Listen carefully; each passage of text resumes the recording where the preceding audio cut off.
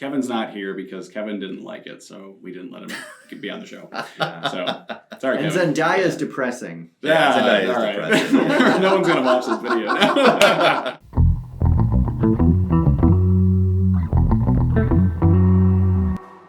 Hi everyone, welcome back to Collard Commentary. Today we're talking about the latest installment in the Spider-Man series, Spider-Man No Way Home. No Way Home. Not Far From Home. Not Far From Home. No Way Home. No Way Home.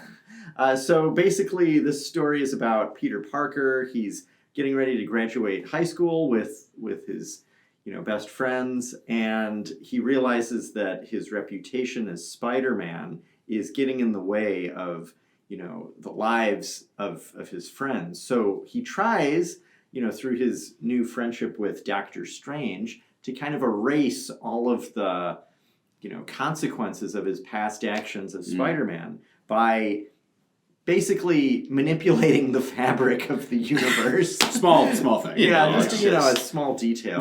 Martin does that on Tuesdays. So. Yeah, that's from 3 to 5. But anyway, the gist of the story is that all of a sudden these doors to other universes are opened, and it doesn't solve his problem. It actually makes it worse in a lot of ways. And it makes it worse in a really cool way in the movie, because it's not just this line of like the Tom Holland brand of Spider-Man. There are other villains from other Spider-Mans that come into his universe. And so it's a really cool kind of crossover event in that way. And so he's introduced to villains he's never met before, but who kind of know him.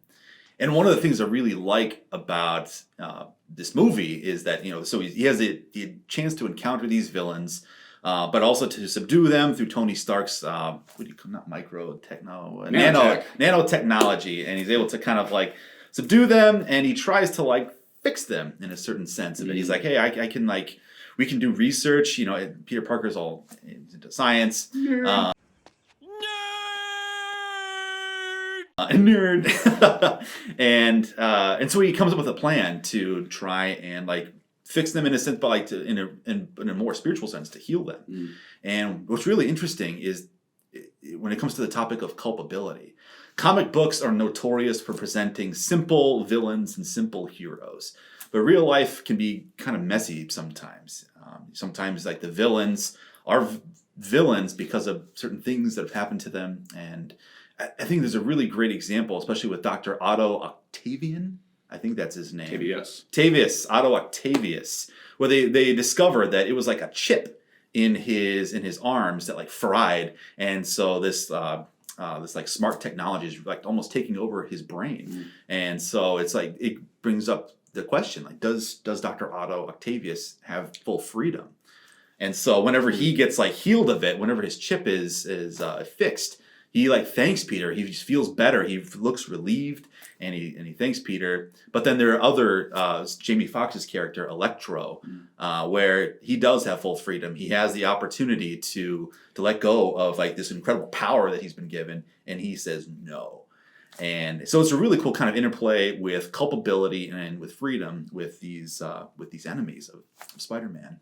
Yeah, Martin, I like what you said too at the beginning, right? Like he's trying to manipulate these things and sort of erase everything that's happened, sort of make his life better, or it seem, better to the people around him. And there's something that I think we tend to do in the spiritual life a lot, at least I do, but like we try to, as we grow closer to God, maybe that desire starts to stir up more in us. We try to be like, all right, just kind of like forget everything that happened before I, started moving in this direction towards Christ as I take my faith more seriously.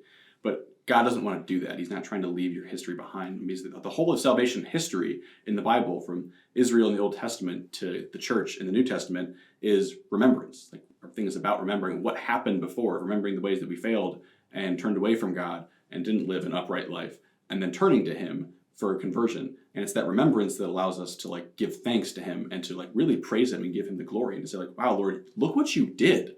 So in a way, like what Peter's doing, and trying to like erase all the stuff in his history just to make his life, better because it doesn't seem to be working out. Like actions have consequences, and we need to like live into those and invite the Lord into those consequences and those actions, and trust that He's going to take care of them and draw the good out. Not try to erase it so everything kind of is squeaky clean and everyone's kind of in the perfect, crystal clear kind of image of life. So that's a really interesting point, John. And I guess talking about the similar point, but from a more theological lens, you could really see that the action that Peter takes at the beginning of the movie is really, in a sense, a very crystal clear illustration of what original sin is all about. Because, here he is, this one finite, limited creature trying to grasp at, the kind of ultimate power that is there, and to basically shape the world according to his desires and preferences. And that's really, I think, in some ways, the heart of, our sinfulness as human beings, is this,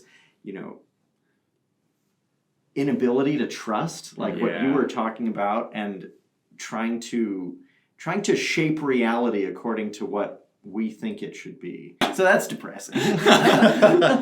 This reminds me of there's a line in the Easter Exalted. The exact words are escaping me, but it talks about like the happy fault of Adam, and you think to yourself, like, what the happy fault? We don't mean necessarily that like God ordained us to sin, but that through sin and through like falling, through failure, we get to experience God's ultimate love. And I think that ties in very well with what you were saying with Peter Parker and original sin, and how he wants to use his power and control and access to bending the universe to his own ends. And it's like, no, like we can